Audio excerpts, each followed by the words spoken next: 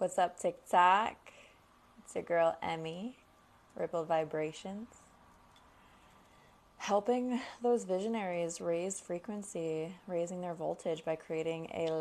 Finished it today. Didn't even realize I finished it, but I felt called to share it because a lot of the messages kept coming up for not only myself, but like a lot of people in my vortex, just synchronicity after synchronicity. So that tells me that this is for somebody more than just myself. It's as much for you as it is for me. All right, so the 14th gene key is all about radiating prosperity. Y'all, I am destined for pretty massive prosperity and abundance this lifetime. I have always been attracted to money. I've always been ambitious. And within the last couple months, have really been working with prosperity energy rather than abundance energy. So there's a slight difference. So the fact that I got called to work with the 14th gene key, which is about radiating prosperity, it's really funny. So that being said, the shadow is compromise. We'll dive into this. The gift is competence, and the siddhi is bounteousness, so abundance. Also, there's a codon ring. So that is more about like the hologenetic profile. I don't know too much how to explain that, but I'm bringing this up because it's the ring of fire. And I giggle because that was the indication of I need to work with this now. Everywhere I was going, it was talking about embers. That's my full name. Oh my God, that's my fucking full name. Of course, I was working with the Ring of Fire first. A lot of sacred rage was coming up. I went to a brand new massage therapist who was using fire for his cupping tools. I was like, okay, got it, will do. My whole body from scalp to arms and legs was covered in dry skin from like different masks or peels that I was doing to getting sunburnt fire. And I actually had it come through via a poem that I was covered in ash. I was literally covered in ash. And how do you get ash? From a fire. So that being said, I am going to go in order of shadow, gift, siddhi, and just a few of the things that really resonated. So I'm trusting that you can get your transmission as needed. Also wanted to talk to you about the gene keys is all about tapping into our DNA, literal genes. We are geniuses. All of us. It's not just intellectual. So, when we step into our genius, it literally gives permission and empowerment for others to do the same. So, because genius is so contagious, it says, and empowering, individuals can truly change the collective frequency of the entire humanity. Genius is neither special nor rare. Everyone has it. So talking about compromise is really about like doing things that you don't want to, getting the success that you think you should have, doing the job that you think you should have, and hanging out with the friends that you think you should, right? That was for someone, so I don't know who needed to hear that. Anyways, it says, finally, compromise cannot bring you prosperity because it makes you a follower rather than a creator. Being a creator is a fucking powerful position in life. And you have that. There's a famous quote where we're not afraid of our darkness. We're actually afraid of our massive success, of our power. Just know that you have that, but you cannot access it while compromising. So you really have to tune into your own frequency, your uniqueness. This reminds me of the quote that I posted today from Abraham Hicks. Let me know if you guys follow them. Oh gosh, what was it?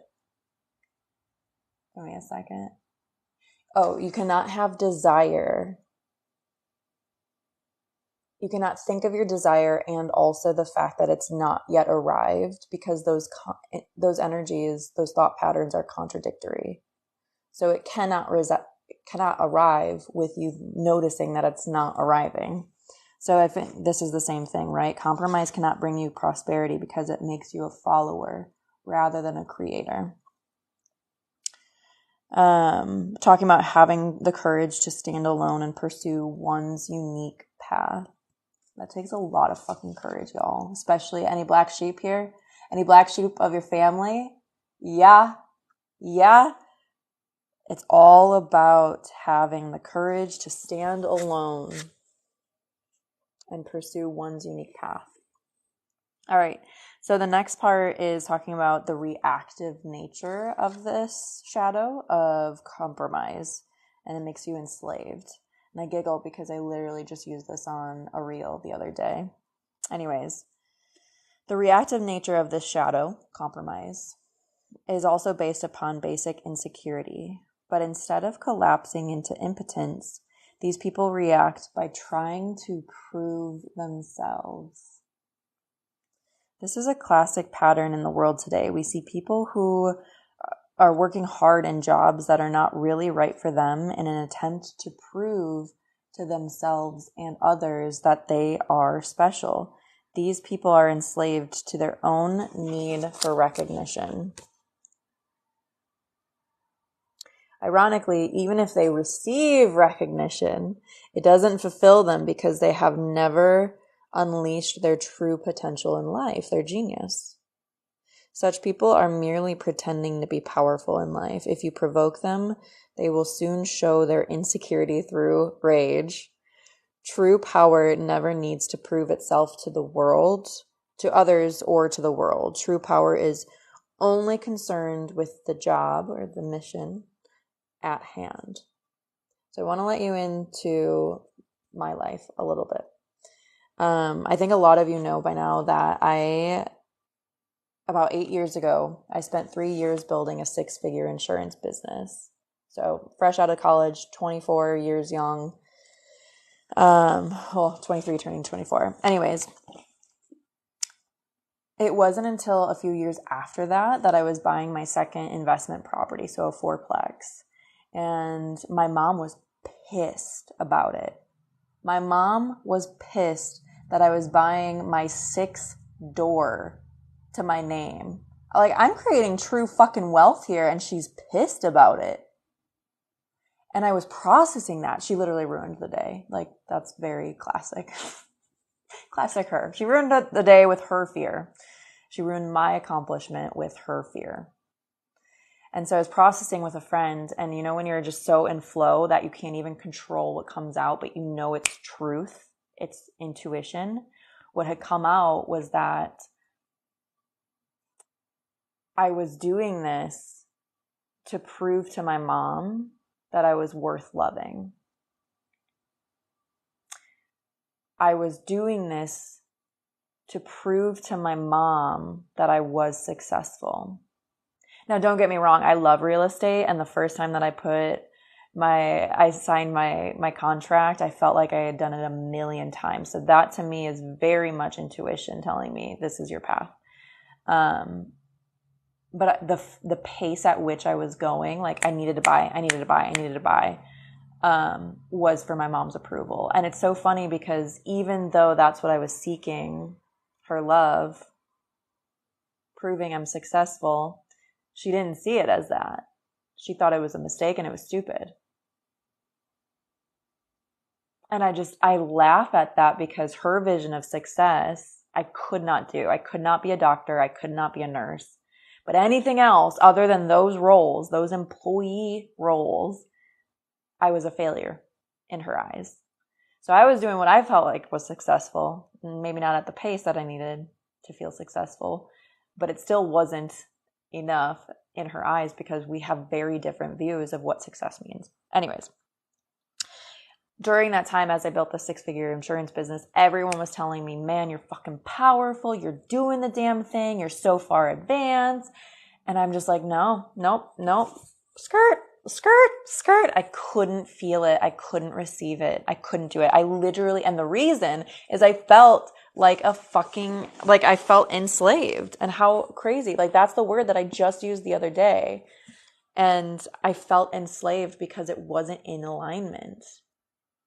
I didn't feel powerful because I knew I couldn't breathe. I knew my energy was buzzing and I felt so unsafe in my body and in my community. And I knew that wasn't true power. So with that being said, that's where all this rage, like I have rage, and I'm not ashamed of rage. I know rage to be the creative force that it is.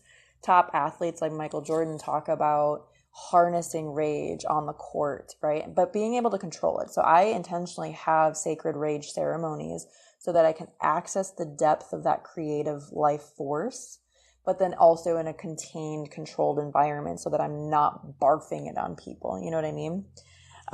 So I just giggle that all, like, it's just like full circle moment with this. The reactive nature of compromise is people trying to prove to themselves and others that they are special, even if they can't receive the recognition. So this will show their insecurity through rage.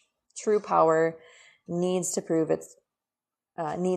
to prove itself to others or the world. True power is only concerned with the job or mission at hand. Whew, cheers to that. Let's take a sip before going into the gift part of the energy.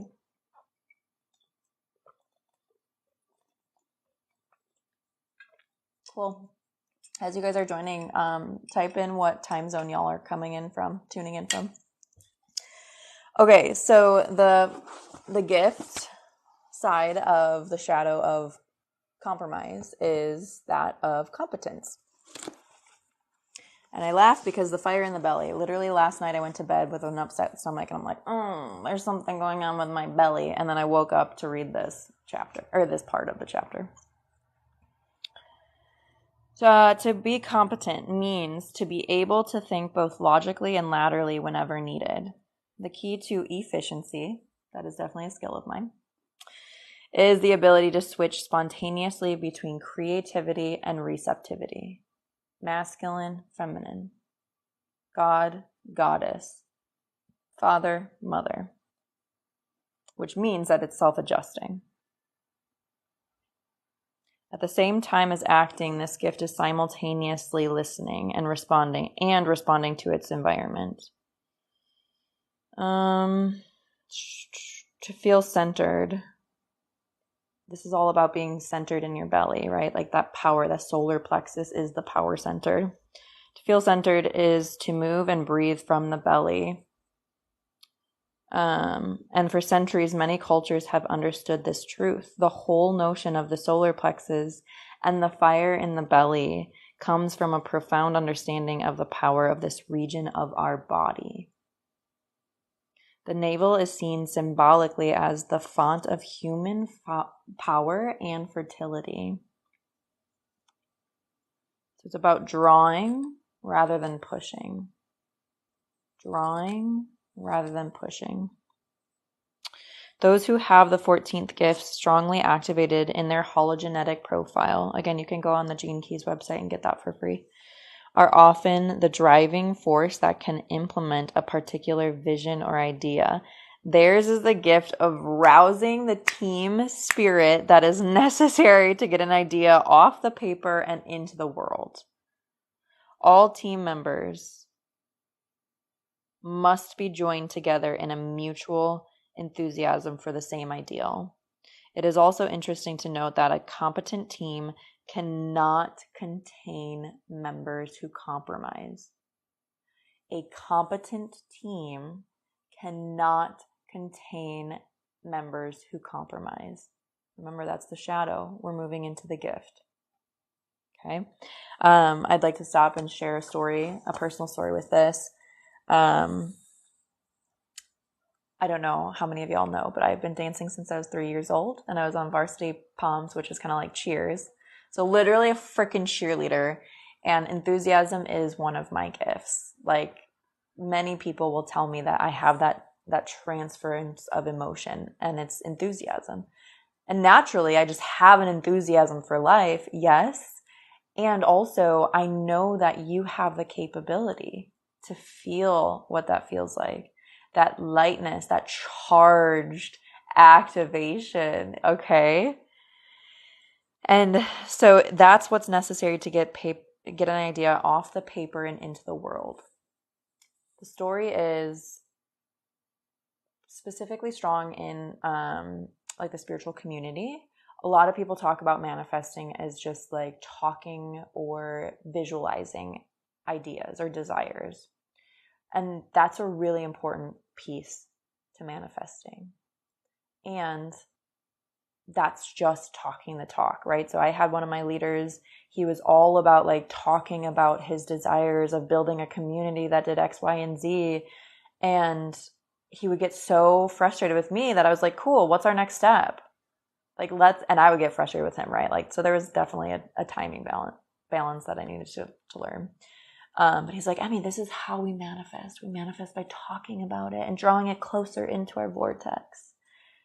And I'm like, okay.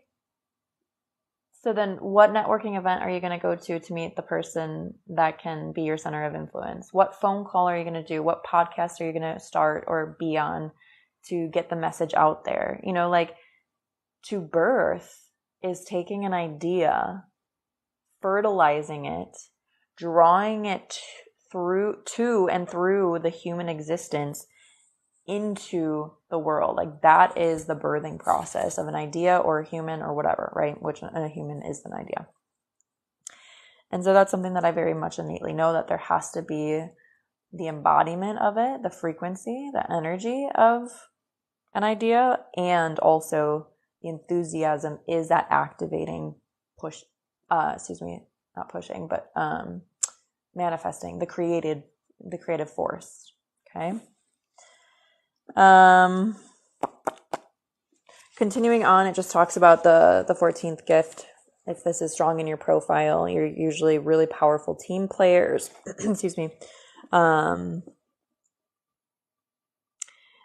It has a latent power. The 14th gift of competence has a latent power, which is the power of attraction, which I think, again, we were just talking about enthusiasm. When you're living a turned on, passionate, enthusiastic life, that is an attractor field, babe.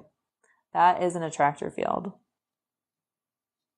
Finally, the 14th gift, competence, it has great flexibility. You cannot be rigid and competent at the same time. Boy, if this wasn't the truth, when I was building said 6-figure business in 3 years, which is no time at all, but to me it felt like it was taking forever. I was so rigid. Again, I did not feel safe, couldn't breathe, couldn't ground, nothing was working. I was so rigid with everything.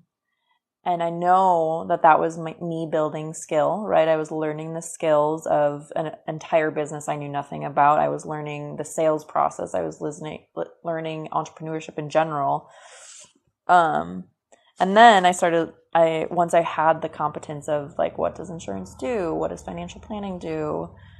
I noticed a little bit more flexibility in, all right, if you're 5 minutes late, that's okay. I'm not going to freak out.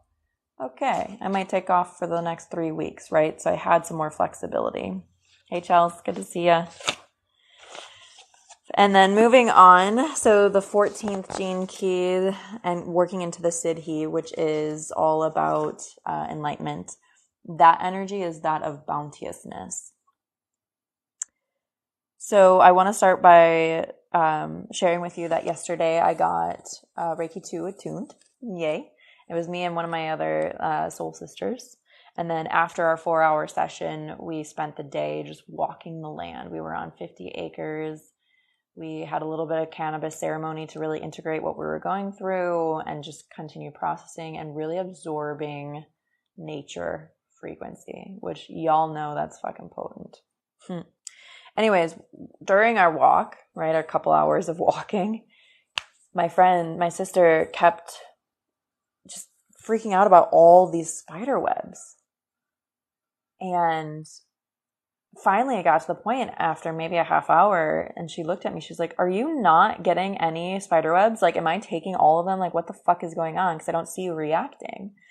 And I giggled for a second. I was like, oh yeah, I guess I have been noticing the spider webs, but I didn't really like notice them. Reflecting, I was like, okay, yeah, maybe I could feel a light, no, a light touch of a spider web, but it wasn't like enough to bother me. Like I had the awareness or the consciousness, but I was choosing to focus my awareness so within on whatever energy I was embodying, right? But she felt crazy because I wasn't reacting. So I knew it was there, but I wasn't acknowledging it basically. And then that came on in return later on when we were laying down towards the end of the night in nature. It was really cold, and I get cold easily. But I was so cold, but I knew she was in such bliss, and I could feel that she wasn't feeling the cold, and it was just me. And I didn't want to say anything because I knew as soon as I would say something, she would feel the cold. She would then like kind of come down to earth, right? But finally, after maybe like 45 minutes of just like laying in the cold, I finally said like, all right, sis, like I gotta go because it's fucking cold. And I said it more gently, but immediately as soon as I said that, I could feel her coming down, right, from the ethers. And she's like, oh, wow, it's really cold. But she didn't know. She knew it was cold, but she didn't recognize that it was cold. So that's the story of relatability for what I'm about to read. It's a paragraph about bounteousness, which is kind of like abundance, right? Anyways, so it says in the Gene Keys, it is interesting and perhaps controversial to some to note that the highest attainable state of consciousness in a human body is also akin to the lowest. It is the lowest in terms of the modus operandi, so MO, of consciousness for the human at the siddhic, so the enlightened level, most closely resembles the most basic life form on our planet, the eukaryote.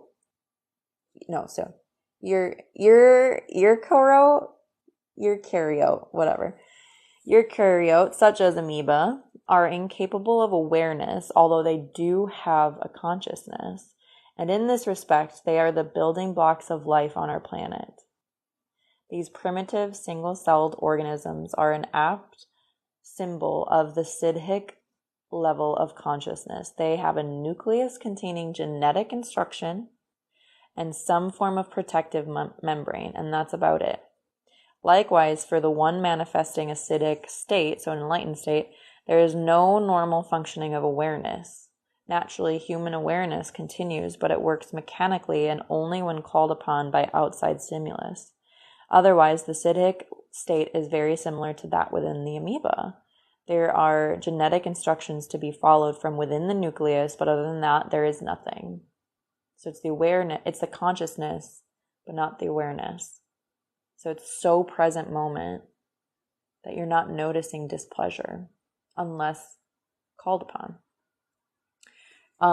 Also, ironically, the theme that keeps coming up, and we talked about this yesterday when we were walking, is how when we first started our healing journeys, we considered life to be a living hell, like earth to be a living hell. But recently, I keep hearing and experiencing life is actually heaven on earth. And so it's interesting. It's just fascinating that we can have that duality in the same lifetime, right? Like my healing journey was about 10 years ago. I was thinking it was hell, and now I'm like, oh, maybe this is heaven. And so it's interesting and perhaps controversial to some to note that the highest level of consciousness is akin to the lowest, heaven and hell. As you begin to live less from your own past and more within each moment, your frequency moves toward the gift level of bounteousness, prosperity. The 14th Siddhi is the core archetype of your power as an individual, which makes sense if it's all about the solar plexus, which is the power center. It is the Siddhi of bounteousness, the ultimate legacy of what it means to be human. The Siddhi is the true genetic inheritance of man, the ability to create in abundance But the 14th siddhi, Bouteousness, is not about accumulation. It is about fertility. Your true latent fertility lies most dormant in your genes. You are a creator by nature. Anyway, so as the siddhi testifies, if a single human can influence the entire direction of the species in a beneficial direction, one can only imagine what might happen if all humans were to manifest this siddhi of bounteousness. The mass dawning of the 14th siddhi would be what almost all cultures have at some time referred to as the uniting of heaven and earth. What are the fucking odds, y'all? This is like a really big theme. And not just a golden age, but a permanent state in which all humans take the helm together. A state in which individual power and collective power become one and the same. Matthew McConaughey just did a recent interview with Ed Milet. We must go through the I to go through the we. We must be selfish to become selfless. I've been saying this, and I didn't like it at first. When my friend first told me this, I said, fuck off. There is no need for boundaries. That's because when individual power and collective power become one and the same, the I becomes the we, only good is at hand. Only communication, only power is speaking. And so they don't feel like boundaries because it's just communication. And it's just an honoring of each other. And it's an honoring of yourself. If you need space and time, you go and you communicate, I need space and time, and then it's respected. Boom, easy, simple.